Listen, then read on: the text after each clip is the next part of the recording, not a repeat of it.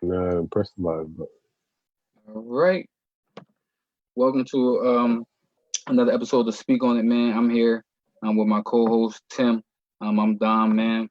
We're gonna come in here. We're gonna talk about just in honor of Memorial Day, right? And with the passing of Jerry Sloan, it got us to thinking about some of the greatest trios out there. We're talking about player, coach trios, some of the greatest offenses out there.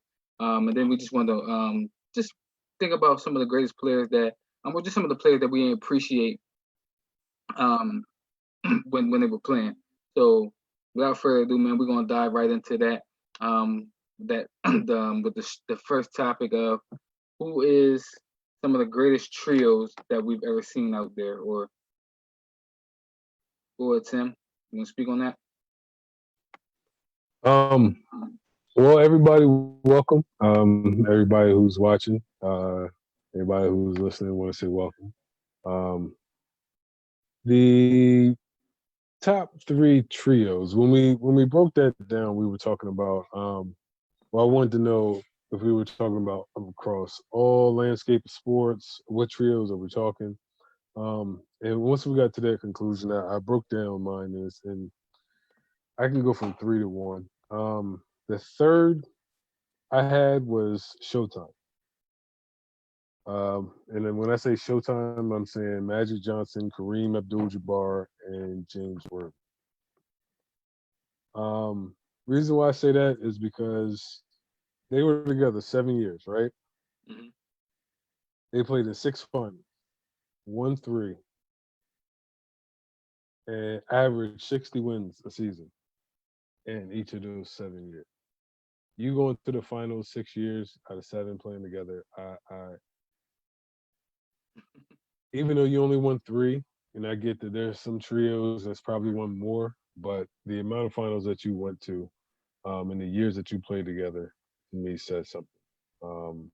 And how you created the league and the fast paced offense, and how it could probably transition to this era. That's why I had them at number three. Um, Good, good. I was going to like basically something that you just said when you said how it can translate to this era. Um, like you said, that was the team that can get out space and I mean that space and pace where they get out, man. They run the floor, everybody run the floor. And it's like they have fun. I think of um how Golden State play. You know what I mean? Where they grab it, they outlet and they go. You know what I mean? And it's fun basketball. They now, play with which the right. Golden State we talking about? Listen. I ain't talking about the. I ain't talking about the Tim Hardaway and them boys. Run I'm talking about. TMC, I ain't Run talking about Run TMC. TMC. I ain't talking about them. But listen, that was a fun brand of basketball too. But I'm talking about how Draymond, Clay, all them. I mean, they get the ball, they go. Yeah, I mean, they run. It's a fun brand of basketball. So like you said, to have six finals, to go to six finals, three of them won. Um, I got nothing. I really got nothing on that. Um, Now, who do you have as third? so as third, what I want to do is I want to go a little bit different because I just figured everybody was going to pick the Lakers. I mean, pick the Bulls, stuff like that. So one of the teams that I thought about was the Thunder, the Oklahoma City Thunder. I mean, Russell Westbrook, Kevin Durant, James Harden. Even though James Harden was a little bit, well, actually, I actually threw Serge Ibaka in there.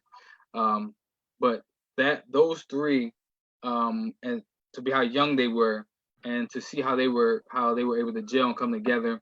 I think they went to two conference finals. They went to um, another finals appearance.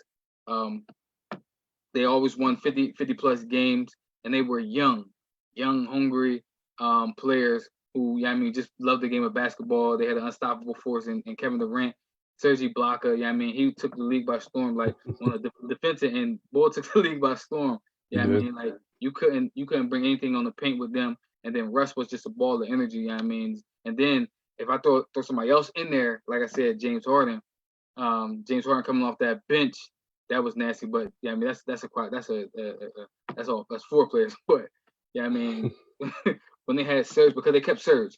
Yeah, I mean, so when they had Serge, James Harden, and Russell Westbrook, and they was young, they clicked, and they was just taking the league by storm. Like I said, I remember they went up against the Heat in 2012. They got swept, but that they put the league on notice, letting them know that they was here to stay. It's unfortunate that they broke that team up, but that was the team that I think about. Yeah, I mean, when I think about good trios. Yeah. I think a good that trio, top three. So That go ahead. the reason why I'm not. I mean, of course, I'm not going to disagree. I mean, that's your opinion. The points that I would make is it's definitely one of the better trios that I've seen come across. But are we talking sports? Or are we talking basketball? So I just talked about what I wanted to do again is, of course, I just game plan. I just thought that everybody was going to pick. Yeah, I mean the obvious ones.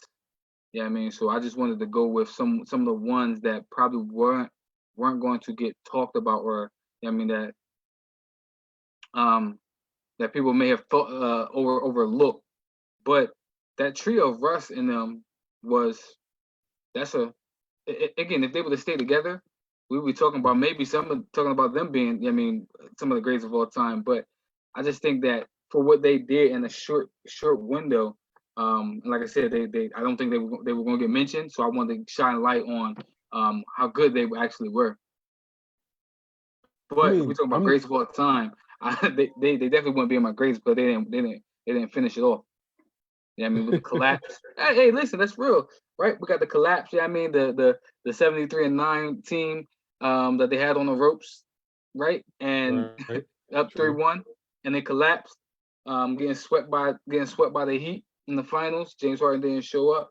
So like I said, there was a couple of things.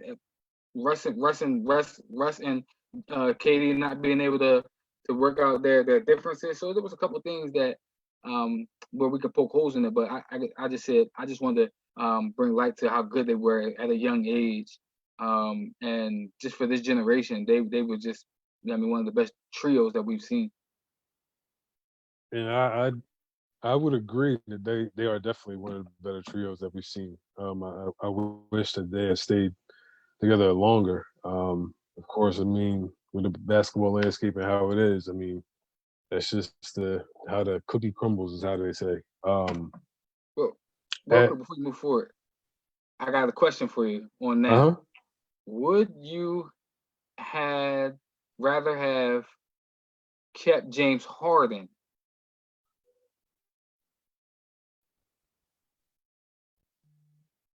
Then Serge? Yeah, then well, I'm gonna give you two scenarios. Would you have rather kept James Harden over Serge? In hindsight, yeah, but I mean, but then you would take the ball out of Russ's hands. But then, how is it working in Houston, or how was it working before? I mean, how they play now is really it's your turn, my turn. You know what I mean? Like, and I think James Harden's actually good off the ball player. He is, and don't get me wrong. It's just that, like, in that landscape, you were thinking like, okay, we got this big, and then now we got these two wings. You know what I mean? Mm-hmm. So then we had to decide whether or not we're going to keep Russ or we're going to keep James, and that's what that general manager Presti, that's his name, right? Sam Presti, yeah, Sam Presti, had to do. But I mean, in hindsight, you would want to keep James over Ibaka. So the other question I was going to ask is what you said is, now we're talking about, would you have rather kept Russ or James Harden? I'd have kept James. Yeah, I'd have kept James because he's a more efficient scorer than Russ. And not knocking anything against Russ. Don't get me wrong. He can get buckets, but at the same time, like, as we talking about shooting, getting to the glass, like, Russ is a better all-around player, in my opinion, but a better scorer is Russ. And like I've said before, I like offense, so I would have kept Harden. So better all around player. You talking about defensively? Are we throwing defense in there? Because we taking defense. I throw everything in there.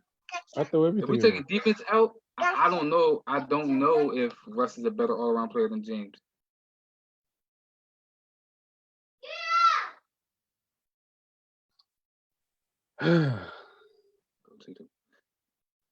I give you that. I give you that. I give you that. I give you that. I give you that on defense. I don't know. But I like buckets. I like buckets. I'm with you. Listen, I like buckets. I get you. I like buckets too. I just think, like you said, one of the things you said is more efficient. I think that James Harden and Kevin Durant would have made each other more. Would have made each other better. Yeah. Yeah. Yeah. Yeah. That would have been fun to watch. That'd definitely be fun to watch. So at number 2, I have the Atlanta Braves pitching staff. Okay. And it was Tom Glavine, John Smoltz, and Greg Maddux. If we had that bias alert, we could put that in there because the Braves was one of my favorite teams back in that time, during that time. But, I mean, from 96 through 98, they only missed 1 year to where one of those 3 didn't win the Cy Young Award. And even when they didn't win it in 97, they came in second and third in voting. They shut down everything as far as the National League, kept going to the World Series. They finally won one, but they, to me, is one of the reasons why I like them, because they had 3 guys that you could rely on as far as pitching is concerned. I'm not a baseball fanatic. I don't know the intricacies of everything as far as baseball, but I know that when I was watching baseball, they were striking everybody out. They was getting wins, racking them up. I was like, I like this team. And then they had my man Crime Dog McGriff, Ron Gant, had a little chant, oh, and they played on TBS all the time. So, I mean, putting that all together, I became a fan. And I picked them as the number 2 of my top 3 trios of all time. So sticking with that, right? Sticking with baseball. Like you said, I'm not a big baseball fan, ins and outs, the intricacies of all that. But we're talking about triplets. The triplets of Cliff Lee, Cole Hamels, Roy Halladay, 2009 Phillies. That triplet was just one of the like you said, talking about dominant, striking everybody out. The only thing that was crazy about that is that we didn't finish it off that season. We won the year before, but with that season, that was our better team. That was our best team. And with that team, they didn't close it out. I mean, we lost to the Yankees that year. But yeah, that triplet, those triplets right there, I think I would put them head to head with your triplets, the Brave triplets. Yeah, I know. Listen, y'all close it out, but that triplet right there, boy, we talking about 3 Cy Young winners. I think my boy, Roy Halladay, he threw a perfect game in there, man. Like that boy Doc was a problem. So was Cole Hamels. He won the year before that. He won the World Series MVP. So boy was a beast, man. That team, those triplets was nasty, man. Yeah, they were. Now, who do you have at number 2? My number 2, again, sticking with the theme of players that people probably aren't going to think about and talk about, I picked Steve Nash, Amari Stoudemire, and Shawn Marion. To me, of all time, though. But you okay. You're defending what you're saying by. Go ahead. Just a team, right? Like I said, because there's going to be teams that people aren't gonna put on a list, but I know we put how we rank people with titles, right? Mm-hmm. Did you close the deal? But those Phoenix Suns teams in the 2000s, early mid 2000s, early late 2000s. Man, those was one of the better teams out there, right? If they didn't run up against San Antonio and they didn't run up against the Lakers, we'd be talking about them possibly being, I mean, one of the better teams of all times. But because they ran up against San Antonio, yeah, I mean, who most people, if we're talking about a trio list, are probably going to have them top three. If we're talking about the Lakers, I mean, we're talking about a trio list, people will have them top three, top five. So I don't think that those teams should actually be discredited for what they've accomplished during that time. Like they just ran up against all-time great teams. The Lakers team was a three-peat team. The Spurs, we already all know what those teams were. And then if you ask anybody, like our other co-host James, he's a Spurs fan, and if you're talking about the Spurs Lakers series, I think it was 2006, or 2007, when the Spurs actually went on to win that championship. The Suns had them on the ropes before Steve Nash got suspended. Before a bunch of people got suspended for leaving that bench, and they hip checked my man Steve Nash. You know what I mean? So they was consistently winning 60 games, 60 plus games. Talking about the fun brand of basketball. That was a fun brand of basketball. Steve Nash to me made everybody better, and I think that one of the players that don't get talked about a lot because for his all around game, defensively, rebounding, Matrix. John Marion, boy, the Matrix. That boy was a problem. You know what I mean? So I wanted to bring light to that team because that's going to be a team that a lot of people actually don't talk about as a great team. But even though they didn't win it, I still think the Phoenix Suns was a great team. And listen, that was one of the favorite teams that I like to watch. Amari was one of my favorite players. And seeing that Suns team, especially them, it seemed like they always match up against the Lakers. But they were, like you said, a fun team to watch. And one of the things with all-time teams is the fact of whether or not you get over the humps. And the fact that Mike D'Antoni is one of the things about him is that he hasn't got over that hump with the system that he has.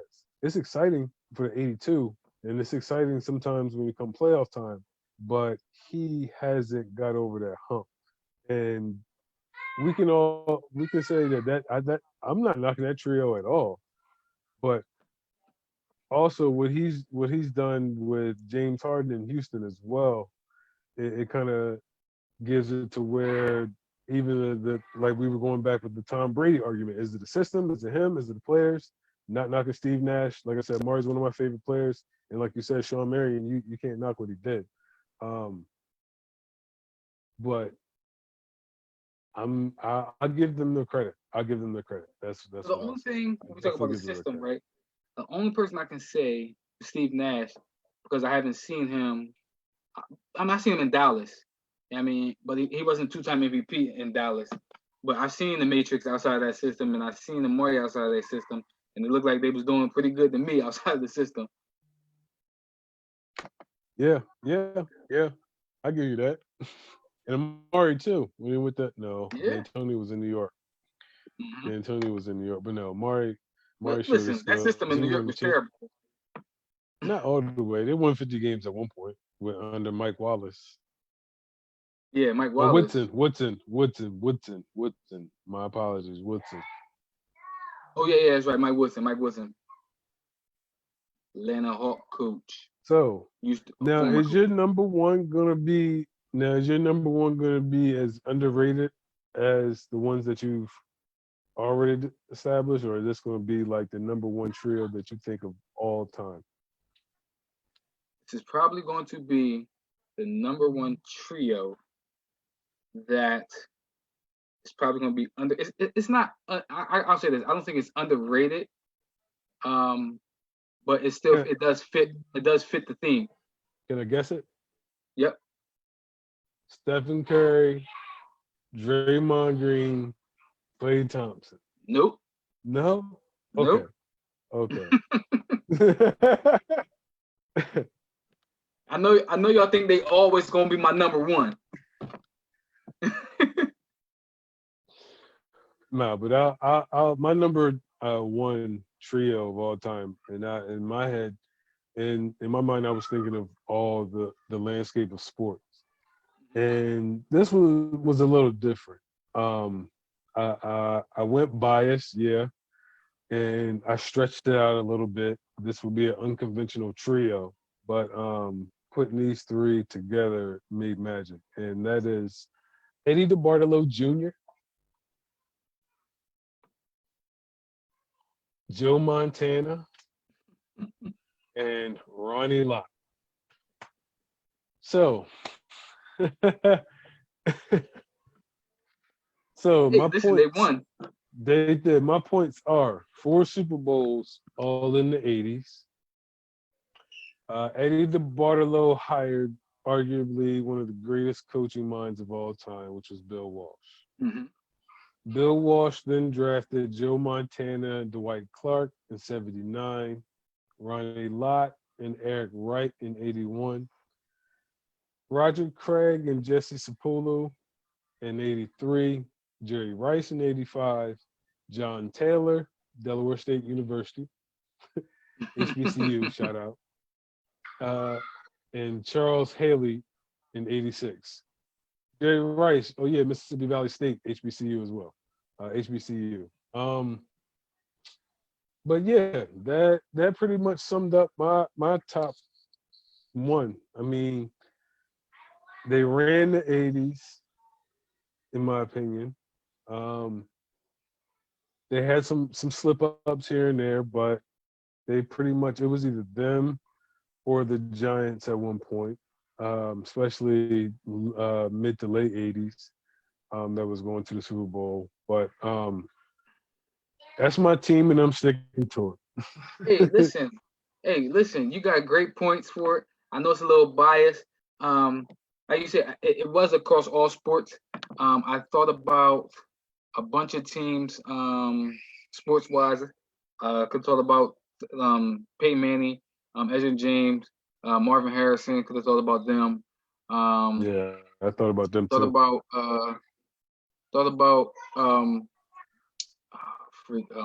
thinking about another team. Looking at my team, my list. Andy Reid, Donovan McNabb, and Freak is the defensive coordinator for the Eagles. Drawing the blank Yeah, now. that's a good one. That's a good one. I don't know, but I know he's an older guy too. I Yeah, can't think of it off it's the top not of my Dick head. LeBeau. It's Dick LeBeau was the Steelers. No, it's not Dick LeBeau. Jim Johnson. Jim Okay, Johnson. yeah. Like I said, could have thought about all this, but like I said, and that's an underrated team. But the team I wanted to talk about that's underrated was John Stockton, Karl Malone, and Jerry Sloan. Like I said, I know I thought about them just talking about this topic in honor of Jerry Sloan, but I'm just talking about the model of consistency. I think 20 straight years in the playoffs, all-time leading assist man, all-time leading. I think he was a third all-time leader in scoring. Actually, I think Karl Malone actually second all-time leader in scoring. Yep. Like I said, just a model of consistency, man. Always in the playoffs, always having a great team, always having battles. And again, they just one of those teams that if it wasn't for such and such, we'd be having a totally different story, a totally different conversation, right? So like I said, I just wanted to be consistent with my theme because a lot of the underrated teams, even though the Eagles, they didn't win one, but till later on, a lot of underrated teams that I picked, they didn't win championships, but that doesn't discredit what they did. So I think Jerry Sloan, John Stockton, and Karl Malone is an underrated team trio that a lot of people won't give their credit and just do. Now, if I would say another trio as well that gets overlooked is Jim Kelly, Thurman Thomas, and Bruce Smith. Yes. Yes. Or you can add in Andre Reed as well. Mm-hmm.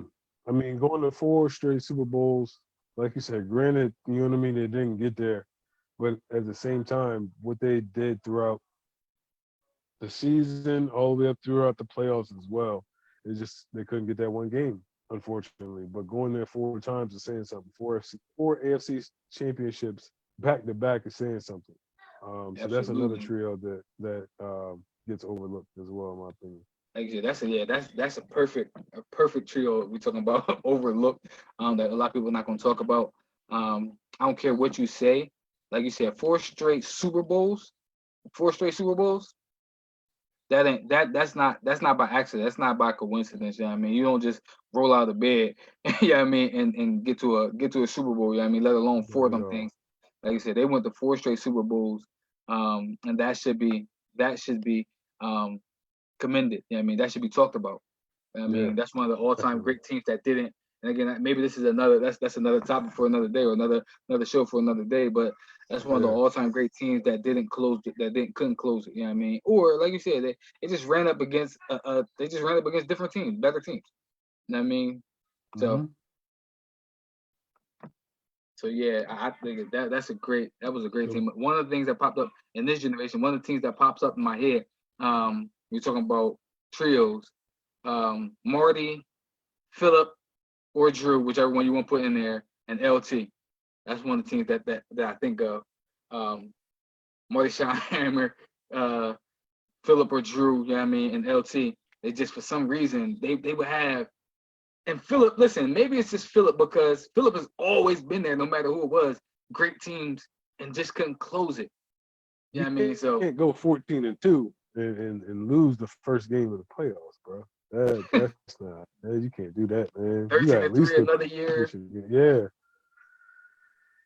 I Yeah. get it though.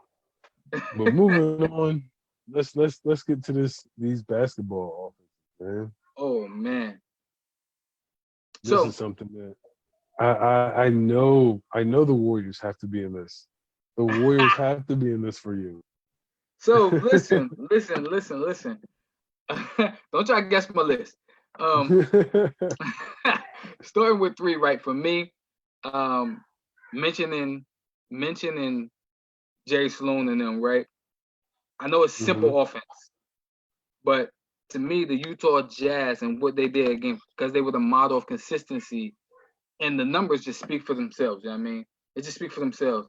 That pick and roll with Jerry Sloan, I mean, with John Stockton and Karl Malone is who I have at three because it was so simple, it was so simplistic, but yet you couldn't stop it. They always made a way. They always got it done. So for number three, I picked the Utah Jazz in that pick and roll. Hey, that's a great number three, brother. I want to see where your 2-1 is going on that. That was Oh man. I uh I definitely would agree with that. I mean, and there's no debate about that system. I mean, it was very, very productive. And over the years, it was, like you said, consistent 50 wins, similar to some other offenses, similar to the Spurs of how they got their stuff going and whatnot. I ain't trying to, you know what I mean, put your list or guess your list. But they just had a model of consistency, especially Yes. out in the West, Hmm. which was very tough. Um, so, hey, I like that. I like it. I like it. Um, so at number three, I went with the 2016 and 2017 Golden State Warriors. Of course. He said, um, I went this way, just looking at the numbers of that season and how they went through the playoffs. Not went through, but um, they were beating teams handily, and this was when they had KD, Steph, Clay, Draymond. Everybody was healthy. Everybody was clicking. And I mean, to be first in field goal percentage, first in points per game, first in efficient field goal percentage, first in margin of victory at almost 12 points a game, average almost 116 points per game, Yeah. I think that you're one of the most efficient teams that have played the game. And I And think go ahead. the numbers, like you said, the numbers speak for itself. But I mean, when you look at the roster and who they have in the time that they have them of their career, it was expected, and this is what it was. But yeah, that's what it is. Go ahead. I was gonna say, I think before this year, and before this year, I think they had the best or the all time margin of victory. We're talking about as far as the victories that they beat opponents by, and like you said, 12.8. I think this year, um, the Bucks would have topped them this year by margin of victory. Um, but I could be wrong. But I think that the Bucks was closing in on that team by a margin of victory. But yeah, that Hey, 2017. the Bucks team is running through people this Yeah, year, man. yeah, bro. That Bucks team. But again, I mean, they still got to close it out. I got to see what Giannis will do. You know what I mean? A half court setting in the playoffs. We saw. You know what I mean, when Kawhi put the clamps on them, they couldn't do nothing. But another topic for another. That's another topic for another day. Hey, that topic hopefully may be coming up sooner rather than later. I mean, with them Yeah. announcing that the NBA playing at Disney World, let's see what roller coasters the playoffs gonna bring us. Yeah, I do want. Listen, like you said, that's a topic for another day, man. I do definitely want to dive into that because with all the scenarios that they got going out there, I do want to see our opinions on how the season should actually um, continue. So I am excited about that. Um, but moving forward, right? Some of the all-time great offenses.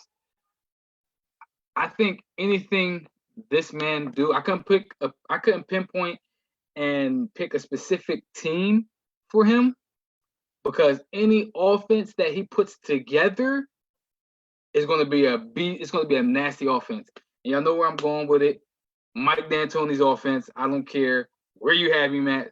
If we talk about the Houston Rockets offense, if we talk about the Phoenix Suns offense, yeah, he had a little hiccup in New York. Yeah, you know I mean, and he had an old Kobe in LA. I mean, he really didn't have his team. He really didn't put his team together in those two spots. But what he did in Phoenix and what he is doing in Houston, the boy is an offensive genius. He just knows how to get that side of the ball up and going. Phoenix Suns, just everybody to me, those Phoenix Suns teams, because it was so free flowing and it had Steve Nash, who was the unselfish orchestrator of that team. Everybody ate on that team. We're talking about Leandro Barbosa. We're talking about Joe Johnson. We're talking about Sean Marion. Who was Boris Diaw. And everybody got paid because of that offense. Because of that offense and how it worked and how efficient it was, everybody got paid on that offense. Everybody got paid for playing in that offense, and everybody put up numbers. And then we're talking about what he's doing in Houston. He also is reinventing the wheel again in Houston, not just what he did before they got Russell Westbrook, but when they got Russell Westbrook, he reinvented the wheel, and now he's going small ball, and that offense is also taking off. So Mike D'Antoni, whatever offense he puts together, to me, has to be in the top offenses of all time because the boy is just a great offensive mind. I like that. I like that. I like that. Now, I want to ask you something. Would you say that his system would be a byproduct of Paul Westhead? Yes or no? Um, Because he was pretty much the architect of Showtime, and the only thing about this that's not Showtime is just it's a lot more pick and roll, in my opinion. That's my opinion. I think just looking at the two teams that they put together, right? Um, but like you said, this is a lot more pick and roll. Um, but I feel like it was a lot more space. A lot more space with with the Phoenix Suns and Mike D'Antoni systems, where Magic and them, they wanted to get out, they wanted to run, they was, I mean, push, grab the rebound, push. But I feel as though, but the half court offense that James and Steve Nash run, like you said, it's a lot of pick and roll, but there's a lot more spacing with a lot of shooters with it. Gotcha. Because Mike D'Antoni, you can't, like Paul West said, they had a dominant big. You can't tell me. I mean, I know Amari is a big per se, but he was that roller. Yeah, I mean, he was that pick and roll person. Mhm. And I can't name a real dominant big that Mike D'Antoni has had in his system. Understood. Okay. Understood. Wait, take. So who you have at number one? You haven't said them yet, so they got Well, to be at I number mean, one. listen, I wanna with all due respect to the triangle offense and Phil Jackson, um, with all due respect to the San Antonio Spurs, and their offense. But number one, man, is my boys, man, Steph Curry. I'm gonna say the system's called Steph Curry. Yeah, I mean, with that, whatever Steve Kerr is doing out there in San Francisco, it's working. You know what I mean? And the reason this is why I say this is why I picked them is because in that offense is because when you add Steph Curry and just based off the numbers that you said, right? The offensive efficiency that the Warriors have is like no other. To me, Steph Curry is the most unselfish superstar, which allows the offense to flow freely. It allows everyone to be themselves. I think that if you plug anybody in that offensive system, whether it be Jordan, whether it be Shaq, whether it be Kobe, whether it be LeBron, to me, no matter who you plug in that system, the system will still work and everybody will get numbers. Everybody will flourish in that system. That's why I picked that system. That's why I picked that offense, is because everybody, no matter who you put in it, you're still going to be successful in it. I don't know if you put Shaq in a Mike D'Antoni system, if it'll still be successful. I don't know if you put Kobe in the Mike D'Antoni system, if it'll still be successful. But if you put anybody with Steph Curry in that system, it'll still be successful in my opinion. Okay, so you said anybody with Steph Curry. So Steph Curry is the vital point in the Steph Curry is offense the in order system. for it to flow. Steph Curry is the system. Steph Curry is the system. He is the offense. Okay. I mean, listen, if we're going off numbers, right? If we're going off numbers, why I say Right. Steph Curry is the system. When Steph Mhm. Curry is gone, Kevin Durant and Klay Thompson and Draymond Green are there. They are only like a +3. Steph Curry is there. They are a +14. The numbers don't lie. When Steph Curry is in the system, Steph Curry, you put Steph Curry in there, you remove Kevin Durant, they're still a +12. So is he a better So to teammate me, than LeBron? we had this already. We had this debate already. Better teammate. To me, the most unselfish, best teammate of all time is Steph Curry. And this is what I'll say. Okay, so to further my point, to argue that point, right? Mm-hmm. LeBron James needs a specific type of player to play with him. He needs specific type of players to play with him. LeBron James, the offense runs through him. He needs the ball in his hands at all times. He needs the ball in his hands. So he needs shooters around him. He needs a big that can pick and roll. He needs those type of players. Steph Curry, no matter who you plug in with him, the system is still going to be great.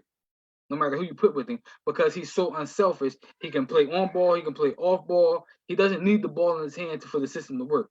LeBron James needs the ball in his hand for the system to work. There's definitely some truth to that as far as LeBron getting or needing the ball, I should say. As far as his unselfishness, of course, he's had that knock against him. That I mean, he's kind of brushed off to an extent. As far as having that killer instinct and being too unselfish at some points. Mhm. but I, I, This is what I said before. I What would do you have think to about see this? more. It's because I mean, I've seen Steph has played with the same core of teammates for the majority, if not all of his career. And he's only had to play with two coaches, or maybe three, possibly. But Mark Jackson, Steve Kerr. And I'm not sure if the system's changed or whatever, but Steve Kerr came from San Antonio mindset Mm-hmm. of Popovich and moving the ball, free flowing and whatnot. Um, LeBron to me has what when I think of who he took to the finals when he played the Spurs, Mm-hmm. I don't know if I could say the same if I were to switch Steph in his prime to take that same team to the finals. So can I say this? Because I feel like people always have that argument, right? But before Clay became Clay, and we had this conversation when I put Clay in my top 10 shooting guards of all time. Um, Mm-hmm.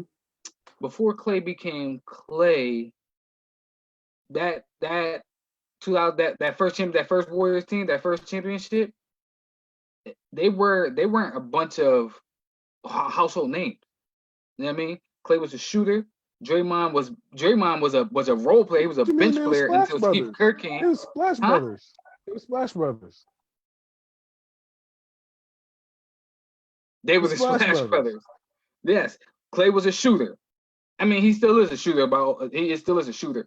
Yeah, I mean, but before people didn't know who Clay Thompson was. The year before they tried to trade Clay Thompson for Kevin Love. That's Michael's son, though. That's Michael Thompson's son. The boy played for the Lakers, man. Everybody know Listen, Clay. Michael Jordan got some sons out there too. Yeah, everybody know Jeffrey. He played at where he played at? UCF or We don't Illinois? know. Which one? Yeah, he Come got some on. sons out there, man. Listen, he ain't great. Stop that, man. He's great in his own way, man. Yeah, he He's probably a great in great his own way. accountant, man. He probably a great accountant, man.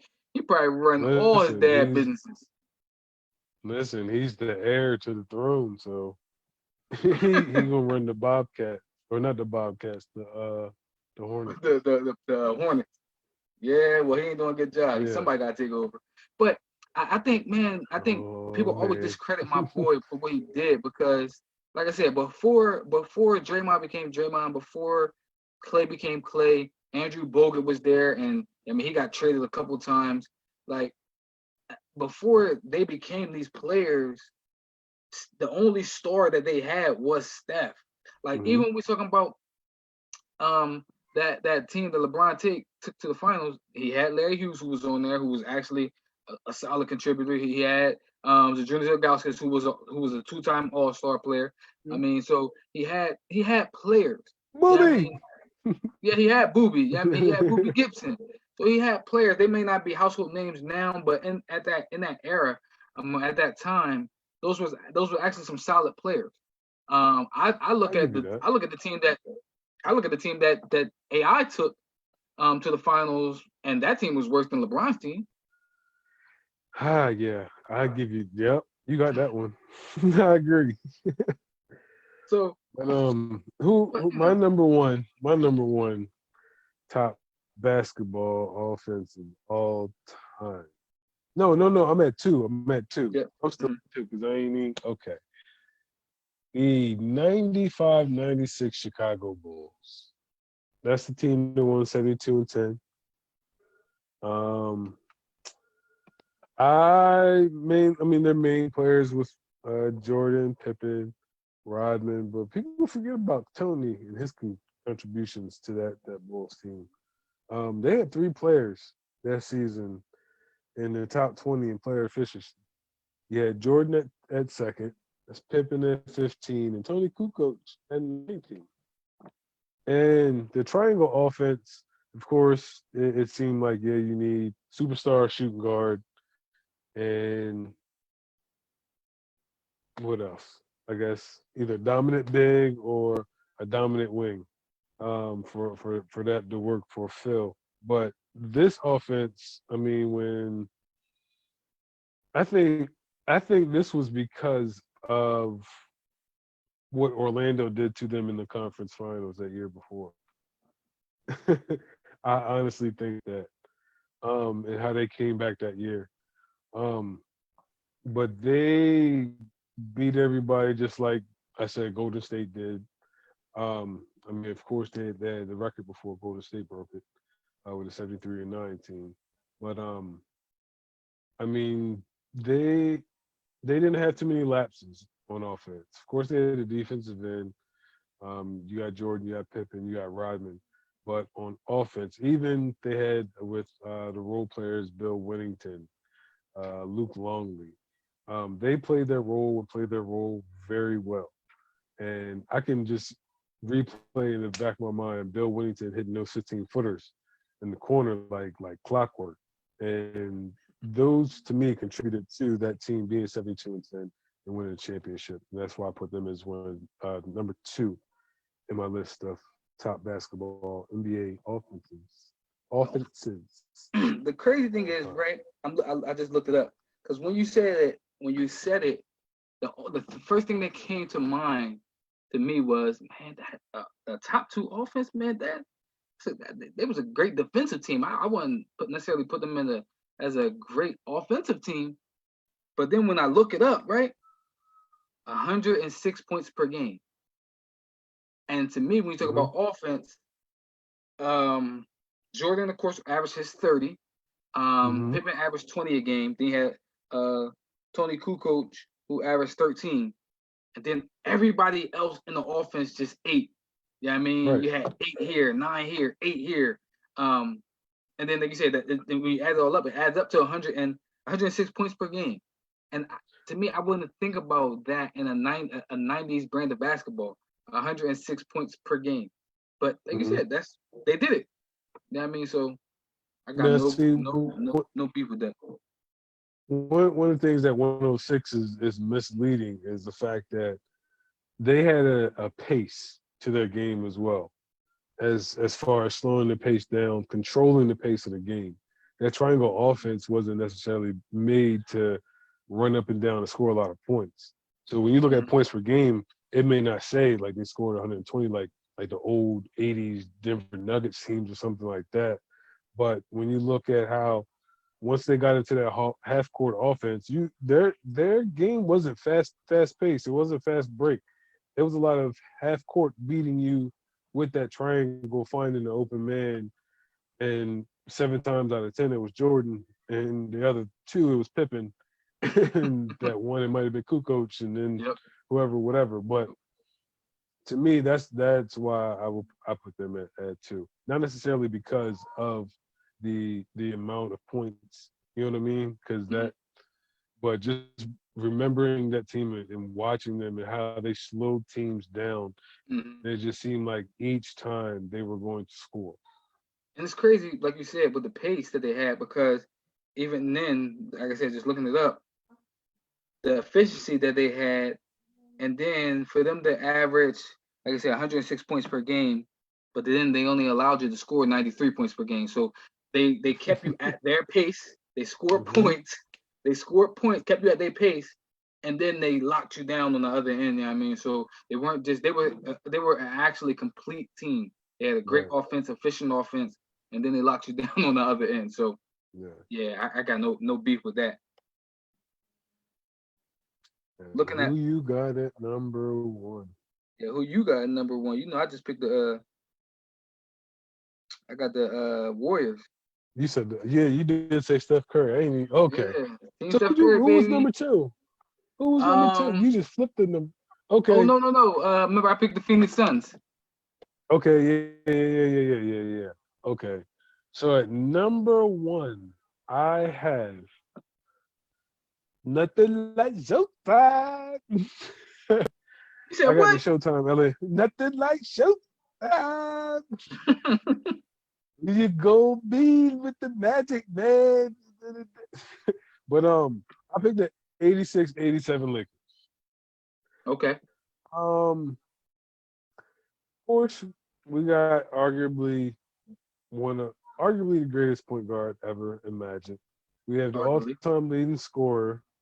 I think so, arguably. Yeah, there's a debate there between anyone that has opinion otherwise, which would say Stephen Curry. But got Magic, you got Kareem, who was arguably one of the best big men ever. And then you have the underlooked but Hall of Famer, James Worthy. Yeah. And then you also have underlooked and undervalued Byron Scott. So looking at the points per games and whatnot, and I mean, when we're looking at statistics, some of them can be misleading because we know that different eras played in different styles. Some eras were slowed down. What was more innovative about the Lakers is the fact that they sped up the pace in a league that everybody just got it over half court and ran their offense. Mm-hmm. Um, and the way that they went through the league that year and went through the playoffs and elevated their points production in the playoffs and whatnot. Um, I mean, you had Magic averaging 24. You had Kareem averaging at 17, which was on the downside of his career because, mind you, he retired in '89. So this is 2 years before his retirement. He had been, I mean, Lou Alcindor, Milwaukee Bucks. We can go back further than that with UCLA, and that ties into what we were discussing before as far as accolades is concerned. One of the things that we had talked about previous, and one of the reasons why I had Kareem in that realm as well, is just because of how great he was and how the greatness, longevity wise, Mm-hmm. of going back. But you had James Worthy, UNC Tar Heel. Shout out to Tar Heels, 19.4. And then Byron Scott, who he averaged 17. That team to me is what pushed the pace of the whole entire league. It innovated the league. It made it fun. It made it more exciting. And you've seen how they just ran through to where I think one of the reasons why I picked this team is because I think that I would be able to put this team in any era and they'll be able to perform Yeah. at the level that they did when they did it. So that's why I got them as the number one basketball offense. It's like a quarterback, you know what I mean? Like with a lot of weapons, you know what I mean? Mhm. When you were saying that, when you said the team, and you were saying like Byron Scott, who's underrated, James Worthy, right? But the two names that came to my head when you was saying them was Michael Cooper. Like Michael Cooper was somebody who was just I know he gets praised for his defensive prowess, right? But getting out on them wings, you know what I mean, and running the wings with Magic, and getting the ball and being able to score. Then you talk about AC Green, who was also on that team, who was With the solid. Like curl. they had AC with the they had curl. they had a lot of players that was on that team that just ate so much um like with Jordan. I mean, outside of Pippen, outside of Jordan who had 30, then you had Pippen who had his 19, and then like I said, Luke who had his 13. But then after that, everybody Kukoc. ate. Kukoc. Yeah, Kukoc. I'm sorry, Kukoc. Yeah. Outside of that, everybody ate. But the Warriors, you had three players. You know what I mean? You know, Steph was going to eat. You knew KD was going to eat, and you knew Clay was going to get his things. But then everybody else had Draymond, and of course Draymond was going to get a Right. couple of buckets. But then everybody, to me, what made that Warriors team so great was that you had people off the bench who also came in and ate. You know what I mean? And even with Steph scoring his 30, even with KD scoring his 30, even with Clay scoring his 20, whatever, you know what I mean? Everybody else off that team on the bench came in and eat. And that's what's so great about all these teams is that you had your dominant scorers, but the offense didn't just, you know what I mean, go through them. It didn't just stop with the dominant scorers. It Right. was everybody else who ate also. Mm-hmm. So I think it was a great list. I think one of the teams that I left off, two of the teams that I left off the list, that should be mentioned, honorable mention, is the 2000 Lakers, 2001 Lakers. They need to be on that list. Because again, I think, like I said, anything triangle offense wise, it is, to me, is a great offense. But what Shaq and Kobe did in those years together, Yes. it just was, it was nasty. It was man. beautiful. It was It beautiful. was just nasty. It bro. was beautiful. Like you said, beautiful brand of basketball, man. And then I guess I had the Spurs. The Spurs was a boring basketball to watch, but I think it was the 07, 08 Spurs, and then translated over into the 2010s, where they were no longer like a defensive stopping team, but they were Mhm. a ball movement team, a motion team. Like they led the league in passes and touches and stuff like that, where But- everybody ate. So I think that was a team that I thought about too. Now, to your point, I think that they weren't necessarily, in my opinion, they weren't necessarily a boring basketball team because they've always had that motion offense, even when Avery Johnson and Vinny Del Negro and Sean Elliott and whatnot, they've always had that free flowing offense, and that was one of the reasons why they won 50 games and whatnot consistently. I think what made it boring is the fact that they moved it to the point like the rules were still set up and then they hadn't changed yet to where like it ain't a whole bunch of hand checking and it ain't none now or whatnot. But they slowed it back down, in my opinion, because they ran at their pace. And it made it boring because the games were 78-70. You know what I mean? And it looked almost like pre-80s basketball.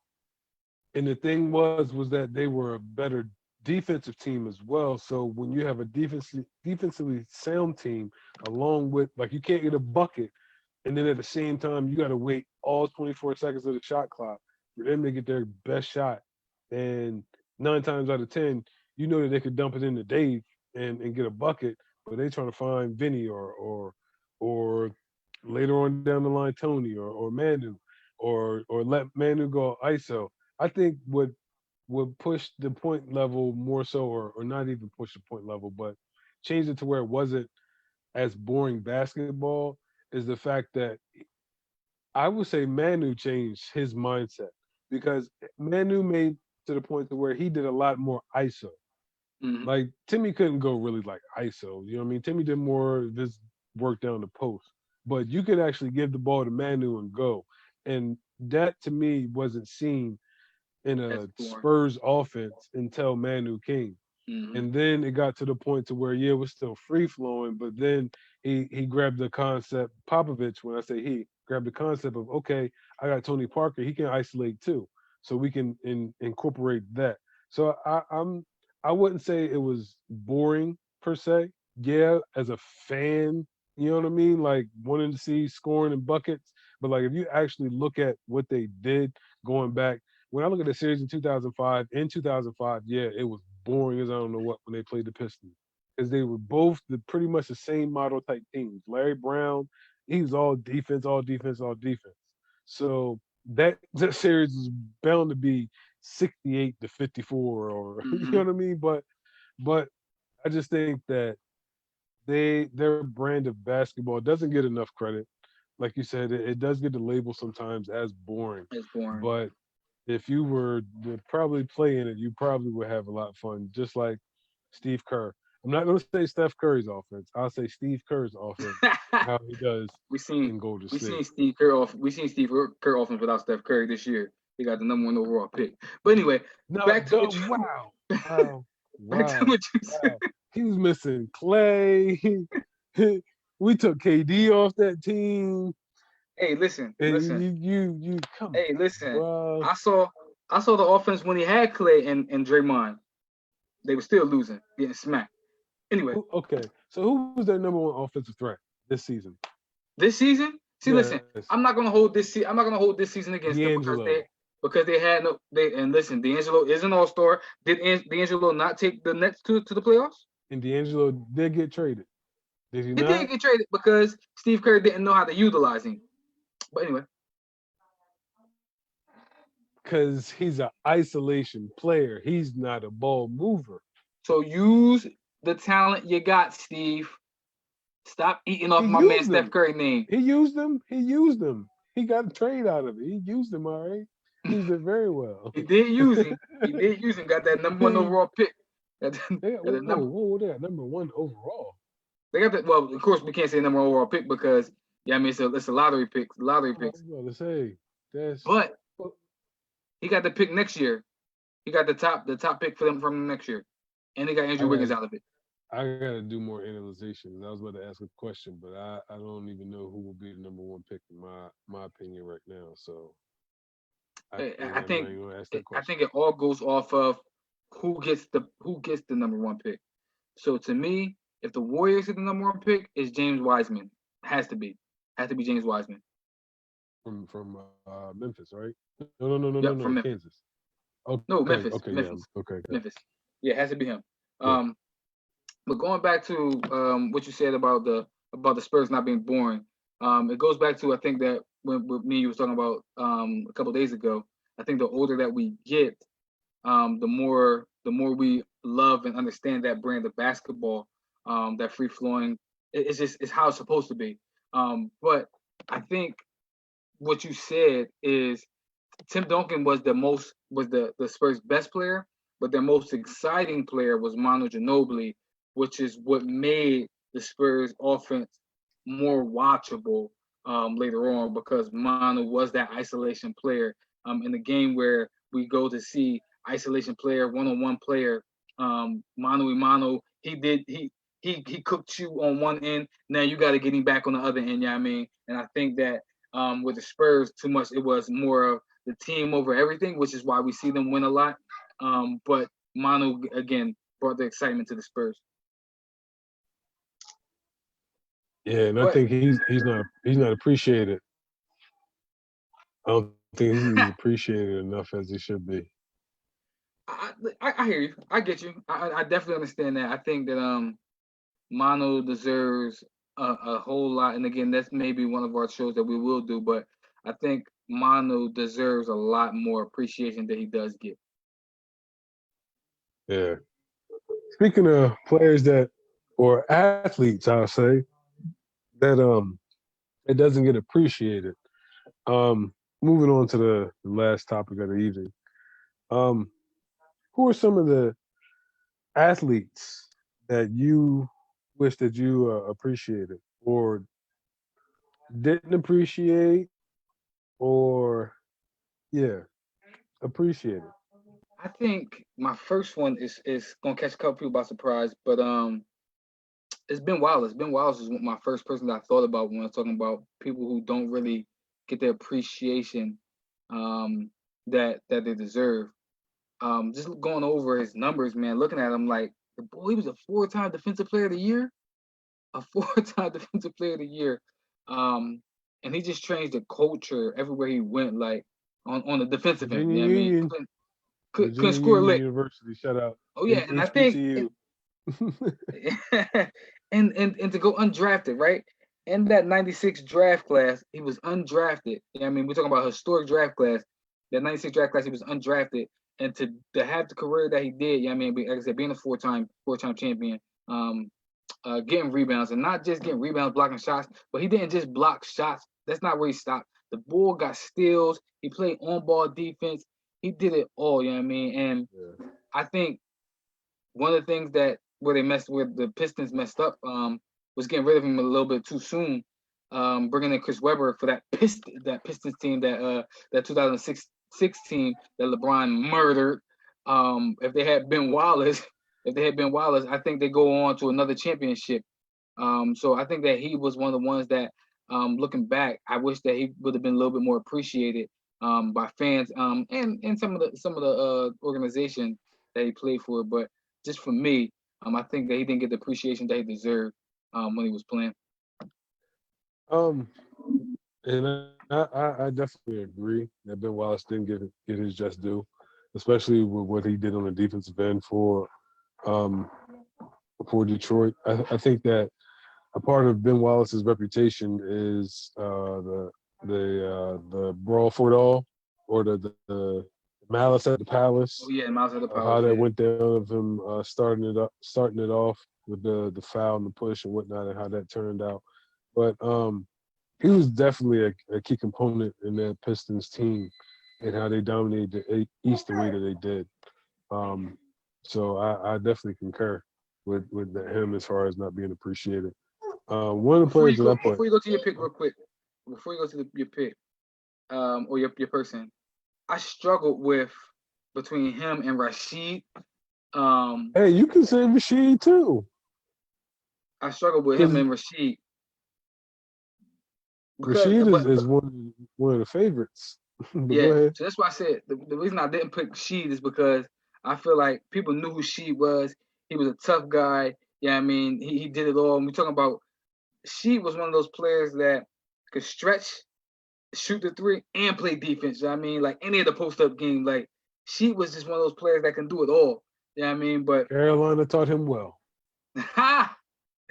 Pay me this. That's probably why I didn't put him on my list. Nah, he's on your list. He's on your list. He's on your list. This is a fellow Duke fan and a fellow Carolina fan. But he's on your list. Don't knock him like that. Don't do him like that. She was a beast, man. He was, like you said, even we're talking about good power forwards, top power forwards, man. He's not gonna get mentioned, but she did all the dirty work. Like I said, could play in the post, play defense in the post, block shots, shoot the three. Like she was a problem, but like I said, he would be an honorable mention for me. One of the players when we talk about basketball that I wish that I'd appreciated or wish that I had a chance to appreciate was Bernard King. Like I said, I like when you get buckets, man. And looking at his old tapes and whatnot, he definitely was a bucket getter. And I slightly remember him in the Bullets, being as though with me, the local market that we had was at Mid-Atlantic, watching the Wizards games, or the Orioles, not the Orioles, the Wizards games, not Wizards, the Bullets. They were the Bullets then. So watching their games and whatnot, I got a glimpse. I was probably like 5 or 6 when I seen him play. And that was before he kind of fell off pretty much. But he was somebody that I think that I would have really, really, really liked this game if I actually seen him play like live in everything. So yeah, Bernard King is one. Okay. So my next two, well, I'm just gonna go my second one. Ones that I didn't appreciate, but they're great. I didn't appreciate their greatness until like it was too late, right? And this person is Kobe Bryant. I struggled with a couple people here, but Kobe Bryant is one of the ones that I really did not appreciate when he was in his prime, like when he was dominant. One of the reasons I really didn't appreciate him is because he was killing the league. He was killing my team. What they did to my Sixers in 2000 finals. But just understanding like his greatness and the way that he kept getting great, right? He wanted to continuously be better. He wanted to be the best player that ever played the game. And it wasn't until, true story, I was sitting there watching the highlights one time of him, and I heard God speak to me, and he said, "Man, he a bad boy, right?" And it really like kind of opened up my eyes to how good Kobe was. Like I spent years hating this guy. You know what I mean? Trying to figure out any argument to say, well, he had Shaq. Well, he did this or well, he did that. You know what I mean? And instead of appreciating him for actually who he was, you know what I mean? Yeah, he had Shaq, but outside of Shaq, Kobe was a bad boy. And one of the things, again, that come to my mind about how great he was is when Shaq used to foul out. And when he foul out, Kobe would say, man, get on my back. You know what I mean? And they would still go out and be dominant without Shaq. You know what I mean? So that's one of the players that I really didn't appreciate the totality of his career. And it's Kobe Bryant for me. And you know what's crazy about that is, and my wife gonna kill me for this one, but my wife she hoop, and so she knows basketball and whatnot, and her mother would despise this man because they called him a ball hog. He was not a great teammate. This, that, the third. And I was like, man, I get what you're saying. And I've heard that before. But I get why he doing what he doing. and after it was later on in his career after he got done playing and her really looking at it, it was like, yo, he was a great basketball player. Like, I'm not gonna not like that's the fan in her to be like, yo, I don't like him. He's not good. He's not that good. But the real basketball, she was like, he's good. He's a very good basketball player. Listen, that was me, man. Like you said, the You fan didn't in me say was that? like, like you said, the fan in me, like, man, you get to a point where you like, I can no longer like keep this Oh, hate in. oh, all right, all right. She said no. She said he's one of the goats. Still don't like Yo, him, can I but say this? he's one of the Can I goats. say That's the, can I say this? I think like when he died, I started calling him the GOAT, right? And the reason I call him the GOAT because there is Jordan. Everybody's going to say Jordan's the GOAT, right? But for me, I didn't see the totality of Jordan's career. So for me, Kobe is the GOAT to me because I seen him from day one, 1996. You know what I mean, into totality of his career. So you seen the 8 Kobe, and then you see 24 Kobe, and you see the maturity. You see, you know what I mean, the two different players that he became. And to me, Kobe is the GOAT for me in my generation because I seen everything that he did, and I really didn't see the totality of Jordan's career. and what's crazy about that, that's always going to be a debate, and it's always going to be like, if you think about it, I'm not good with the generation labels, but in the millennials, you would have in the earlier stages, it would probably be those born in the early '80s would probably have Jordan as their GOAT. And later on down the line, you'll have Kobe's, and then the younger you get, you'll have the LeBron. Mm-hmm. And because, like you said, you've seen the totality of his career, and just like people that are my age and a little older have seen the totality of Jordan's career, or the main parts or the prime parts. Like, I didn't, of course, I was born in '84, so I didn't see his rookie year, of course, and I didn't see '88 until I got YouTube or on the NBA channel. But we seen that Jordan prime. And just like you've seen the totality of Kobe's career, they've seen the totality of LeBron's career. People that are older than us have seen Julius Irvin's career. They've seen Lou Alcindor, aka Kareem Abdul-Jabbar's career, Bill Walton, Bill Russell. So they're always going to have. That's always going to be a debate, and I think that's why you see a lot of the players today that are playing now, or not even playing now, but that are pretty much like on the intel. They have Kobe as their GOAT, or Mm-hmm. even the players that's even playing now, because like you said, they've looked at the totality of his career. And the younger guys that are coming in are saying LeBron, kind of like Lonzo Ball, because they seen LeBron from 2003 on. Like Mm-hmm. me as a 35 going on 36-year-old man, yeah, it's like we think like, dang, 2003, but 2003, brother been playing 17 years, bro. 17 years, man. Like, he's the same age as me. So, like, he's been playing from high school, jump right in. And my time of having kids and whatnot, he's been playing professional basketball all this time. Mm-hmm. And it's been kids that have been looking up to him. So, um, yeah, that, So for like me, you said, even that's always watching going both to of be. their careers, Mm-hmm. because LeBron is another person that I didn't appreciate. You know what I mean, I'm starting to appreciate his greatness now. But watching both of their careers, I still would put Kobe as my GOAT. Even watching the 17 years of basketball that I seen with LeBron. Understood. Understood. Well, one of another you had.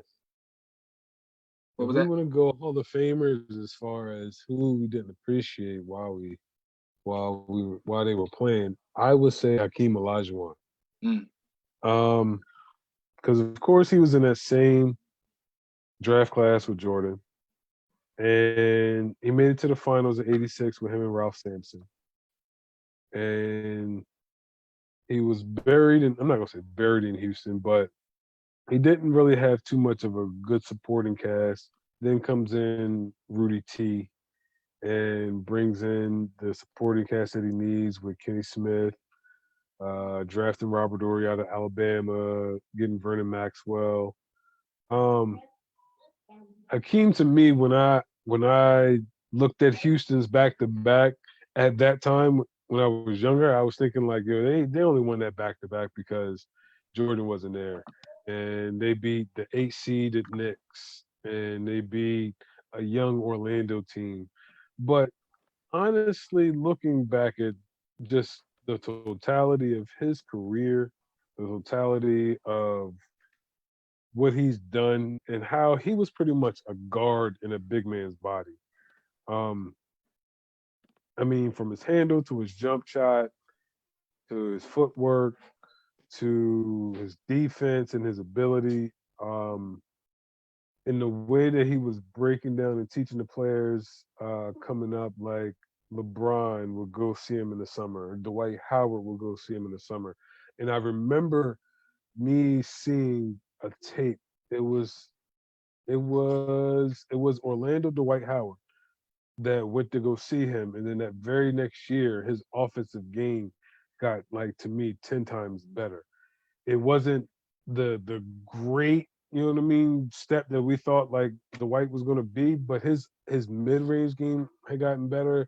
His post moves have gotten better, and I never really appreciated how good Hakeem was until really studying that and learning like all of the nuances of his game and how he was getting these little in and out moves and the crossovers done in this little confined space in the post and getting it done, and the ability to shake one way, shake another way, or just a little move here can just a little head fake and just all of that, just how smart he was and using his ability.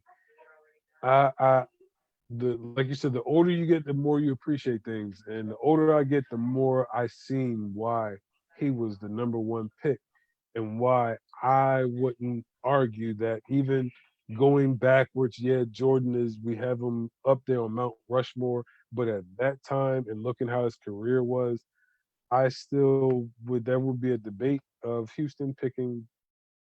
I would pick. I would still pick Olajuwon. At that Hey, time, listen, Biggs ran the league. So I totally get it.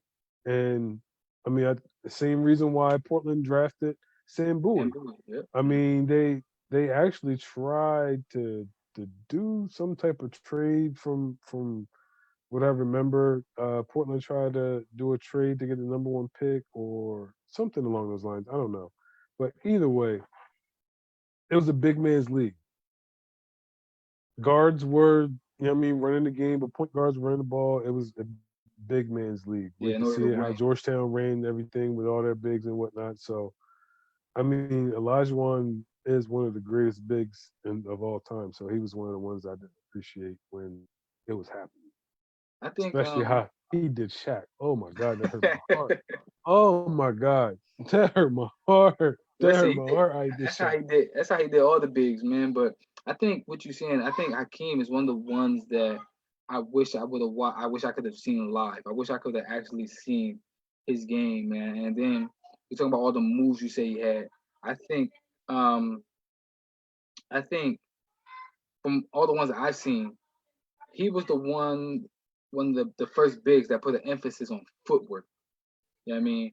Hakeem, what made Hakeem so great, he had all the moves, but his footwork was nasty. And this how great you understand how great his footwork is. Kobe went down to practice with him to figure out footwork. Kobe Right, went to get his right. footwork better. He went and worked with Hakeem Olajuwon. So With to a me, that big, speaks the right with a big. So to me, that speaks volumes of how great he was.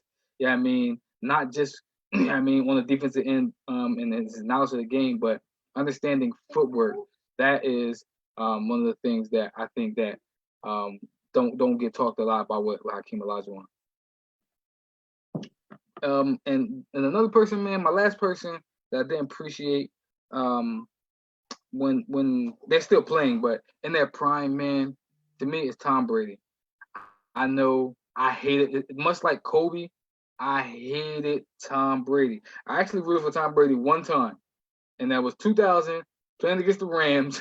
That's the only time I rooted for Tom Brady because I didn't like the Rams.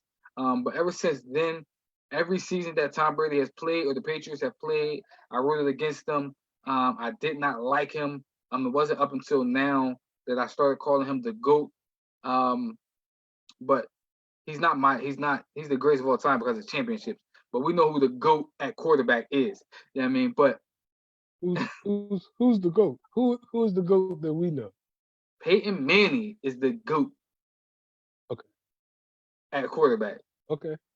But championship wise, Tom Brady, man, he got 6 championships. So I mean, it's nothing that you can say or even talk about or argue about Tom Brady. But I just think that we can say he was a game manager early on in his career. He got his championships based off of a system and everything like that. I got him at 4th, but neither nor there. That's a bias. If y'all watching our shows, y'all keeping track. Y'all know what Tamon that was a bias. That's not bias. That's not bias. That's not bias. I have numbers to back that up. We got but like I said, he can change my mind. He can change my mind come this upcoming season. My man is 50, man. You out here trying. You out here. Listen. He should have left a long time ago. He should have left a long time ago. See, look, this is why I'm talking about Tom Brady and me not appreciating him when he was in his prime. Because it takes him now. My man is 42, and we're expecting him to keep that same level of greatness. And I believe he is expecting himself to doing that. And I think that's one of the things what I love about him, which is why I didn't appreciate him early on, is his level of greatness, his details to be great. You know what I mean? The pressure that he puts on himself every single season to go out and to be great. And I think that's one of the things that I really didn't appreciate from Tom Brady early on in his career. So I got a long list, but I'm gonna just ramble down names. I can keep going. But I got Reggie Lewis. God rest his soul. But he was one that when he was in Boston, how that transition where it was going to go from Bird to him, how that Boston's team was tough. He was tough. He was a tough matchup, and I always looked at that Celtics team as just like Larry Bird and the Celtics, and then they went on this lull before they got Antoine Walker and Paul Pierce.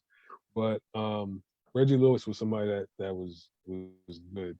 Another one that I would say is Sean Elliott. Sean Elliott with the Pistons, Sean Elliott with Spurs. Looking back, I see how good he was, but in that time, I was like, he's solid, he's decent, but he was a major contributor on the Pistons teams. He was definitely a major contributor to Spurs. If we want to take away basketball, Pernell Whitaker. Boxing. Pernell. Listen, if you know me, I'm a boxing fan. Pernell Whitaker.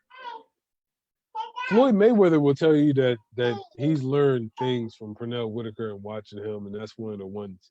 But to me, he is one of the greatest defensive fighters ever, if not the greatest defensive fighter. Him and Floyd, and a lot of people didn't appreciate him because he didn't have the power, but he had the hand speed, and it just seemed like he never got his just due, especially if anybody's a boxing historian or a boxing fan and have looked back and watched the most controversial or one of the most controversial fights ever to be scored would be Pernell Whitaker against Julio Cesar Chavez. Or not even scored, but just the way that ended is my opinion. Looking back at it, he should have won. That's bias, of course, but he was one of the ones that I wish that I actually seen a lot more of his career The tail end I seen, but just me being a boxing fan, going back and looking back, he was somebody that I wish that I got to see in this era. And I think that in this era, he would have had the same the same clout or whatever you want to call it as a Floyd Mayweather. And I think that the one knock about Floyd is that he fought his competition a lot later. And I think that Purnell didn't do that. So I think that he would have that one up on Floyd in this generation. So Can I interject real quick? now Whitaker is There? one. Yep. Yeah. Um, Go ahead. somebody else, like you said, we talking about boxing.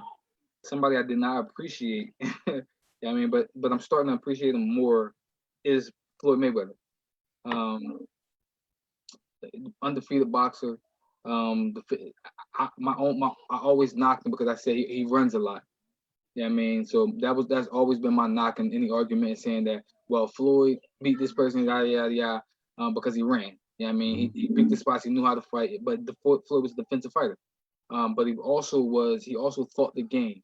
Yeah, I mean, I remember I don't know who he was fighting, but I remember one fight. Somebody said one of the judges said something um uh about Floyd, and you heard Floyd do one of the punches. He turned to the judge and he corrected the judge. Like so, like he always was in tune with everything that was going on in that ring. And he was again just another great that I really didn't appreciate. Yeah, I mean, until later on. Yeah. I mean, I'm a Floyd fan. Um, I didn't like the way that he did things as far as like dragging out Pacquiao 5, 6 years, dragging out Cotto, dragging out the fights. But some of the fights that I wanted to see early on. That's just me. But the one thing that like you said, a lot of people always would say that he ran. But I appreciated that his IQ and just boxing in general. People just want to see fight. Mm-hmm. And that's why the UFC is the way that UFC is as far as generating billions of dollars and whatnot.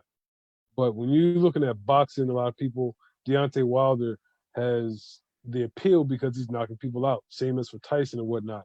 But Tyson will tell you he can box. You know what I mean? Just that he just was knocking people out. Mm-hmm. Mm-hmm. And the thing about Floyd with the hands, he really knew how to box and he knew how to be a defensive boxer. And if you get some time, or if you haven't, or if you have already good, go back and look at Pretty Boy Floyd Mayweather. That will make you appreciate Floyd Mayweather a lot more than Money May, because I remember Pretty Boy Floyd. I remember Arturo Gotti, Chop Chop, Corley. Um, who else? As he would say, the list goes on and on. But I, I mean, that to me, I definitely understand that. Like I'm gonna just throw some names out there real quick just to wrap it up. Um, Arvidas Sabonis was one that I had on here because he was stuck overseas. He was drafted in '86 in Portland. Who's to say if he would have been on that Portland team, what would have happened in '92 against the? I know that's a what if, but I mean he would have. I think he would have definitely gave Cartwright work. It's a young Sabonis. That's neither here nor there. Cheryl Miller, I think if she would have played the WNBA, she'd have definitely got buckets. Um, and go. Let's top this off. I'm a let's okay. So I'm gonna give this disclaimer. I am a diehard North Carolina Tar Heel basketball fan. Clarify that, basketball fan. I've been a Tar Heel fan for Carolina, I would say probably since I had a tough time picking. Let's just say I had a tough time picking when Fab Five was playing them in the championship game with Eric Montross in it. So that's how far I go back. Grant Hill is where I'm going with my last one. Grant, I have a rule to where I don't like Duke players until they actually come out, and then I'll actually look at their game and see if they're actually nice or not. So Christian Leitner, he proved me right. Thank you. But Grant Hill is somebody that he was of course, when you look back at the Fab Five documentary, just listen to what Jalen Rose and the guys were saying about how what they thought of them, just Duke in general. That's what I kind of had that mindset coming from inner city or urban neighborhood or whatever you want to call it. But Grant Hill, when he got to Detroit, showed off. You hear me? To the point to where I thought that he was the next one coming behind Jordan, and to the point to where I asked my mom to get the Grant Hills, the patent leather around the joints. I had him go to Yeah, fifth boy. grade. You know what I mean? Fresh to death, Feli. Shout out to Feli. Maybe you need to step your game up or something, come back in the game. But Grant Hill was somebody that, I mean, put all the Duke hate aside and whatnot. Even when he was healthy, even like what hindered him, of course, was the injuries. But even later on down the years when he was healthy, he was still a quality bucket, man. In Phoenix, he was still a quality bucket. So Grant Hill was somebody that I feel like he is somebody that I didn't appreciate, and especially the Detroit years, Grant Hill. I did not appreciate, but I definitely remember that he. I think if he had played and was healthy all of his years, him and Penny, I think that we would probably look at LeBron in a different way. Grant Hill, listen, Grant Hill was a problem, man, especially like you You said. didn't hear that last point. You didn't hear that last point. 'Cause No, I think I, that got that last point. I said if Grant Hill was healthy, along with Penny Hardaway, we would look at LeBron James differently. so I, I don't know. I'm gonna say why because I think LeBron has power, speed. Like Grant Hill was a beast. He was a problem. He was that guy who could do it all. You know what I mean? He could do it all. When we see LeBron, his height, his size, he's fast, he's powerful, and then he's a willing. He's not saying he's a willing passer, but his best attribute is as a passer. I So was still would Penny's. say, huh? So was Penny's. I know, but Penny wasn't this size. You know what I mean? This Oh, all right. strong. Yeah, he wasn't. He wasn't. But all right. So that's on the note. We're gonna have a good night. Everybody take care. God bless. Till next time. So long. All right. Be good.